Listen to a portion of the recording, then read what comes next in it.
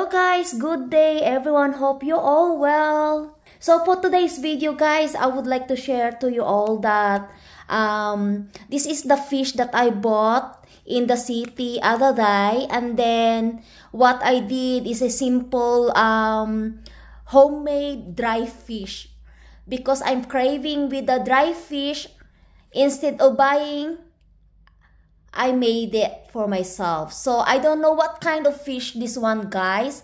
They're not fully dry yet because we have no or lacking of sun today. So my plan is to make it sure that they're dry and air out. I put here in conservatory area because a little bit warm here. And then you can see guys, I already put some salt on it. I turn it over early on. That's it. Because early on it's raining as well. We got only 2 hours sunny day. And also it's starting cloudy and raining. So for today agenda, what I'm gonna do is I'm gonna tie up this tail of this fish. And then I got a tie here. I like I don't know. This is clean anyway. So I only tied up the tails, guys. So if I wanted to, once it's ready, and I wanted to cook the dry fish in the future, I can cut the tails off while that one. So this is the twines. This is the garden twines. Ayan po, ito po yung itatali natin. And then, isasabit ko po doon. Ayan mga kaibigan, doon ko po siya isasabit. So, please keep watching guys sa ating homemade dry fish. Ayan, kasi mahal. It's so expensive to buy dry fish here guys. It's a small packet of dry fish. It costs you about 5 to 6 pounds. So, what I gonna do, I gonna make my own dry fish. I already put salt on it, guys. That's it. It's simple. Clean it up, take the guts off, and then sprinkle salt. It's done. You just need a sun to make sure it's bone dry all the fish. Ayan, guys. Talian lang muna natin yung ating dry fish. Talian lang muna natin. We gonna tie them up. Ayan, mag-improvise. You need to improvise, guys. Kasi, if you're not doing improvise, hindi mo magagawa yung mga gusto mong kailangan. So, I need 5 of these, the twines. 5. So, already 3, 4, 5 of these. Okay? Ayan guys, 5 of these. We need to improvise para makakain po tayo ng dry fish. It's not like in Philippines, you can buy in the store anytime. And it's quite cheap as well. Not like here in UK. Oh my goodness. Mahal po dito guys yung ganyan lang guys, oh, talian lang natin yung buntot. Ayan, you don't need to fancy sa pagtali, no? Di pa ribbon. Kasi putulin din natin yan yung yung buntot once we ready to cook. If we ready to eat this dry fish. First time ko lang po guys gumawa ng dry fish dito sa UK. Yeah. It's pity that I don't have enough sun today. Ayan. Because if we got enough sun, it will dry quickly.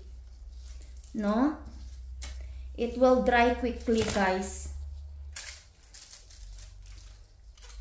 So, I'm not sure kung this kind of fish, pwede ba to ipang gawing dry fish. First time ko lang kasi, syempre, we'll learn new things, diba? Ayan. Tapos, lambitin natin doon guys, o doon sa may, yan doon. Doon natin ilambitin guys, doon. Ayan. Doon natin ilambitin guys. Parang naglambitin lang po tayo ng Christmas decor. O diba?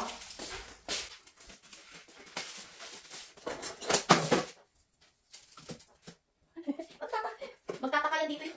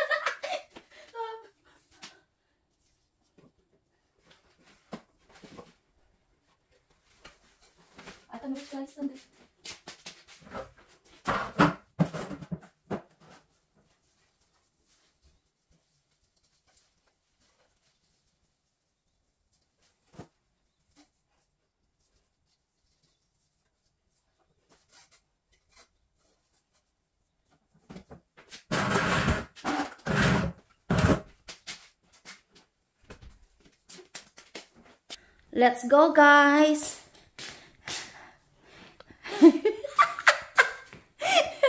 Dry fish for sale. Okay guys, this is, I just made it laugh. Okay guys, this is the dry fish that I done, homemade. Hopefully, it will dry for couple days here in conservatory area because conservatory area is quite warm here if it's sunny. So that's it guys. I hung it there in our trellis of our melon plants. Okay, that's what it's look guys. Alright, improvise po tayo guys. Mga kaibigan, good day po sa inyong lahat.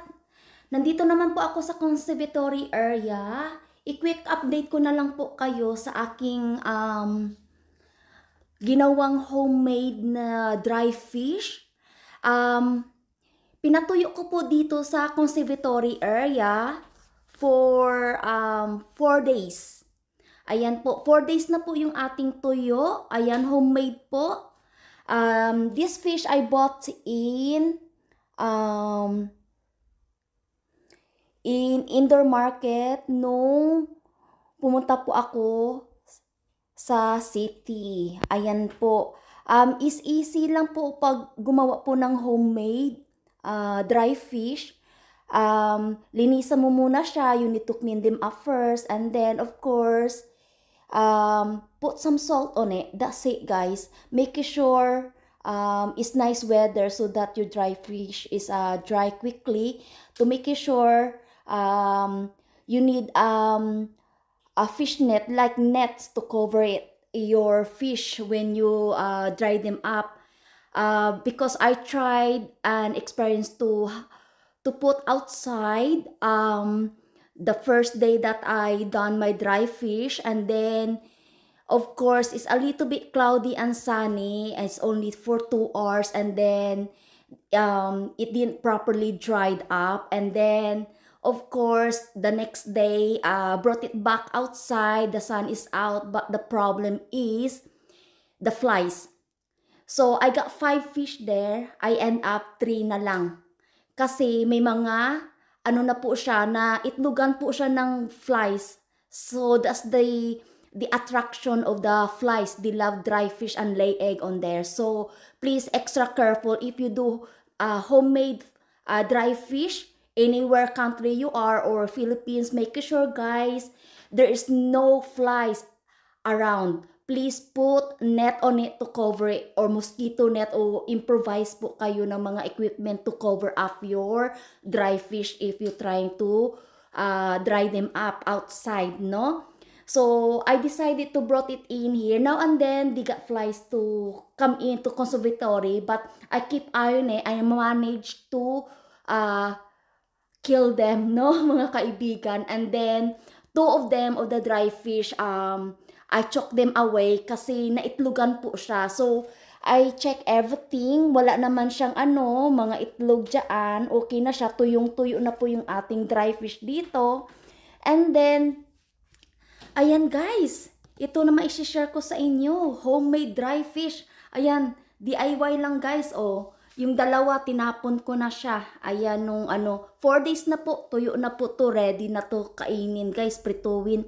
Masarap po ito guys. Ayan. So, hindi mo na kailangan bumili pa ng dry fish sa Pinoy store kasi sobrang mahal guys. Ayan. Nagkusa po ako. Nagkusa talaga akong gumawa ng dry fish guys. No? Hopefully na okay po siya. Ready to eat na yung ating dry fish. Ayan guys. So, kung bago lang po kayo sa aking channel, guys, huwag kalimutan po mag-like, mag-share, mag-subscribe, at mag-comment para once nag-iwan po kayo ng comment, makikita ko po kayo yung nag-comment dyan sa aking video para masuklian ko kayo at masubscribe din. Ayan, nabulol na ako. Thank you for watching, guys, and don't forget to hit the notification bell para ma-notify po kayo sa aking mga bagong videos. Thank you for watching. God bless us all, and also make a shout out to Team Bakbakan, Team Promote, and to all new subscribers to subscribe my channel. I'll see you soon next time, guys. God bless us all and love you loads, mga kaibigan. Thank you for watching. God bless us all. Bye for now.